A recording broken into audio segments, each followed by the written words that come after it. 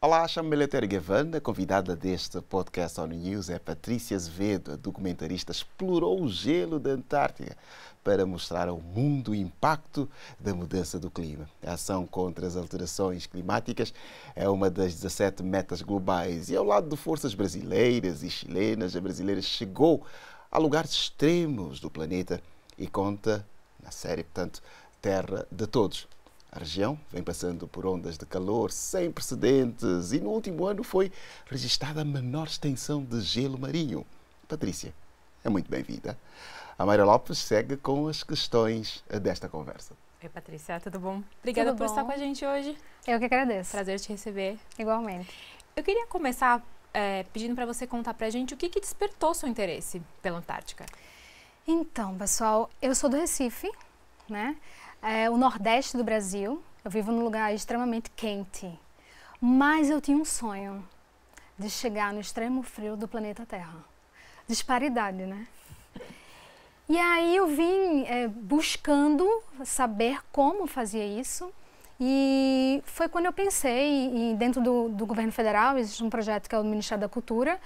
Eu dei entrada no projeto justamente porque eu sempre tive o desejo de mostrar para o brasileiro que a Antártica, de fato, é o quintal da casa dele. É o 7º país mais próximo da Antártica. E as pessoas desconhecem. Além do que, nosso país, o Brasil, no qual eu moro, nós temos uma das melhores estações do mundo no continente gelado e as pessoas não conhecem com tanta propriedade. Então, eu encaminhei um projeto, foi aprovado, submeti à Marinha do Brasil, que validou e me convidou a embarcar. E foi uma experiência incrível que a gente vai conversar sobre isso agora. Saí do calor do Recife e cheguei no extremo frio da Terra, mostrando que com fé e persistência podemos superar qualquer obstáculo. Eu sou Patrícia Azevedo, jornalista e empreendedora, e tive a honra de ir ao continente gelado não uma, mas 3 vezes, tornando-me a primeira recifense a explorar a incrível Terra de Todos, a Antártica. Vamos falar mesmo desta experiência. O que é que mais desafiou lá? Com certeza, para mim que sou do calor, o frio, sem sombra de dúvida. Mas eu fui muito bem agasalhada, né? Hoje existem tecnologias que nos permitem estarem muito bem quentinhos. A única coisa que, de fato, para mim, cada um de nós tem um ponto que eu acho que deve doer mais um pouquinho. E no meu caso, eram as mãos. Então, eu perco o calor muito rápido nas mãos. Se elas estão aquecidas, eu estou tranquila. Você dizia pra gente sobre a interação com a natureza também, que foi um desafio. Conta pra gente sobre a história da briga das focas que você viu. Então, eu fui 3 vezes já para a Antártica. A primeira vez, eu fui no voo Aparantar, que é o voo para convidados, onde a Marinha leva, até a base chilena Eduardo Frei Montalva. Na ocasião, eu fui muito bem recebida pelos militares do Chile, que me convidaram para ir de carro conhecer o local. Era um pouco distante onde a gente desce o avião brasileiro, né? Até a praia. E quando nós chegamos lá, eu tive o privilégio de ver uma cena, eu não estava gravando ainda, eu estava indo fazer o piloto, em 2018. Eu vi uma cena de 2 focas numa briga enorme. E quando terminou, uma ficou na pedra totalmente ferida. E a reação, lógico, como ser humano, a reação foi olhar para o militar chileno e dizer assim: vamos ajudá-la, de alguma forma, você tem como ajudá-la? E aí ele olhou para mim, ou seja, aprender em loco. Ele olhou para mim e falou assim: Patrícia, olha para o céu. Quando eu vi, eram aves sobrevoando. E aí ele falou: estamos no final do inverno, porque era outubro. E a gente não pode interferir na cadeia alimentar. Alguém precisa morrer para que outros possam sobreviver. E aquelas aves esperavam que aquela foca morresse para poder sobreviver.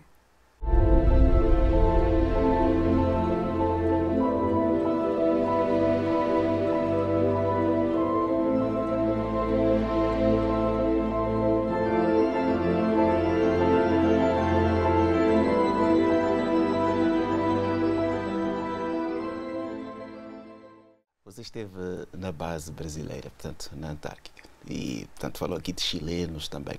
Normalmente, esta interação entre forças ocorre em ambientes de busca de paz. O que é que pode partilhar que sirva para a humanidade desta experiência que você teve naquele local? Olha, a Antártica, ela é conhecida como Terra de Todos. Terra de Todos porque ela não tem dono.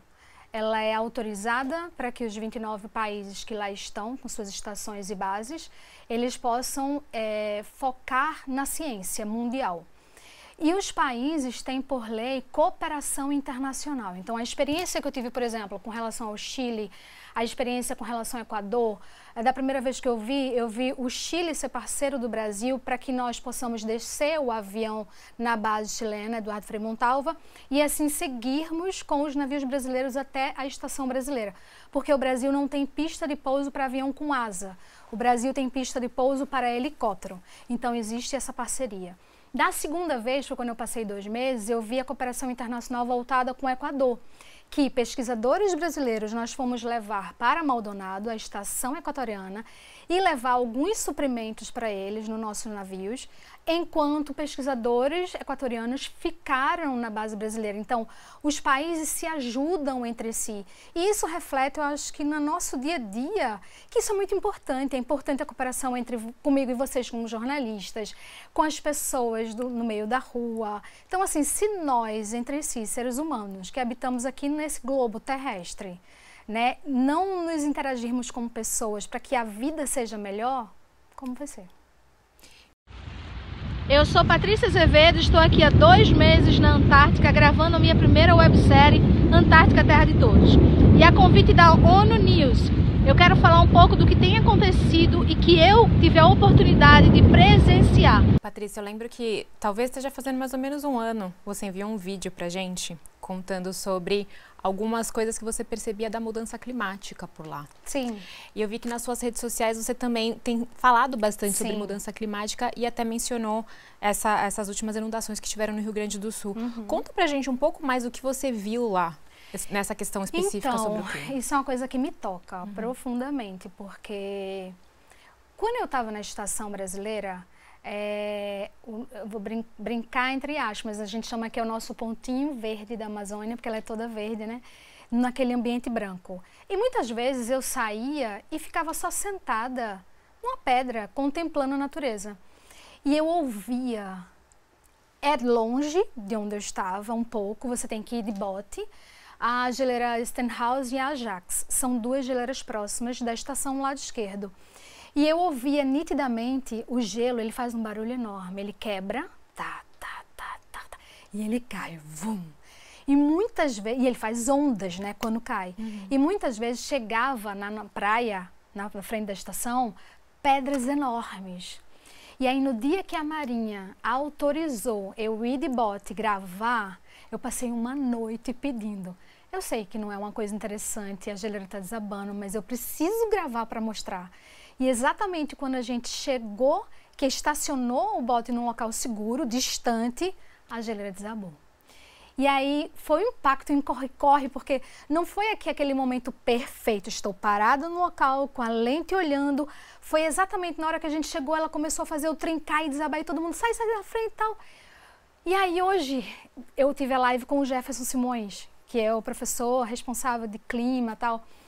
E conversando com vários pesquisadores durante o período que eu fiquei, inclusive um deles me mostrou uma foto mostrando que 10 anos atrás a frente da estação era e hoje está. Então, assim, a geleira, existe a naturalidade dela de gelo, mas ele está acelerado.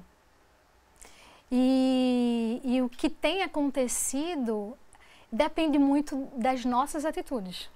E aí uma coisa que eu tenho batido muito na minha rede social é de que quão é importante você fazer a sua parte da menor forma que você pensar que seja.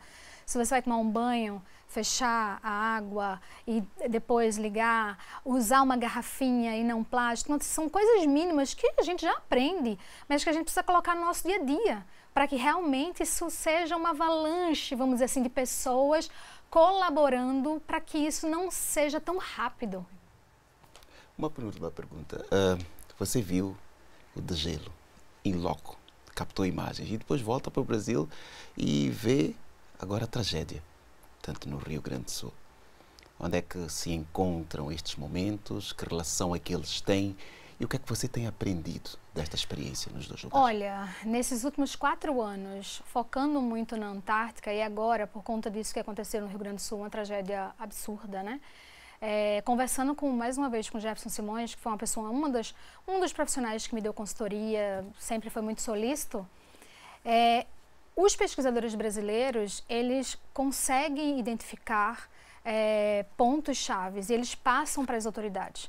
Só que aí, essas pesquisas, tudo que envolve, precisam ser dado maior atenção para que tragédias como essa sejam evitadas.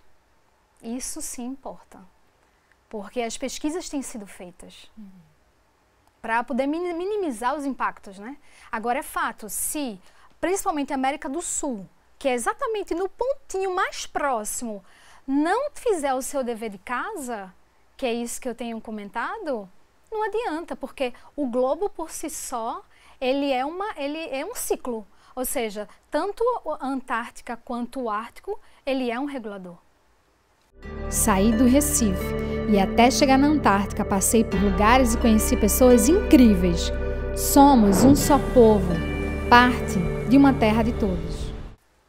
E Patrícia, conta pra gente, então, pra gente encerrar nossa conversa, qual que é seu próximo projeto? Vai voltar pro polo? Então, eu espero muito em breve.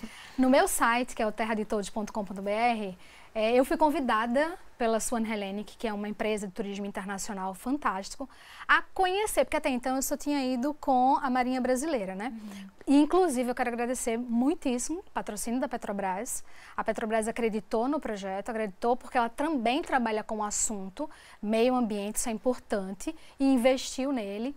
E aí, na ocasião, isso foi em novembro do ano passado, aqui em Nova York, a empresa Swan Hellenic me convidou para conhecer o outro lado, fora da ciência, fora do meio militar, que é o turismo internacional.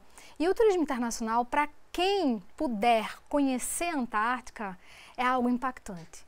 Você chegar num ambiente único do planeta para ver aquela imensidão de gelo e os animais in loco. Então agora, a partir do momento da série, eu estou começando a levar pessoas para embarcar comigo numa aventura incrível para a Antártica. Mais desertos para explorar, desta vez mais quentes ou não? Não, frio, frio.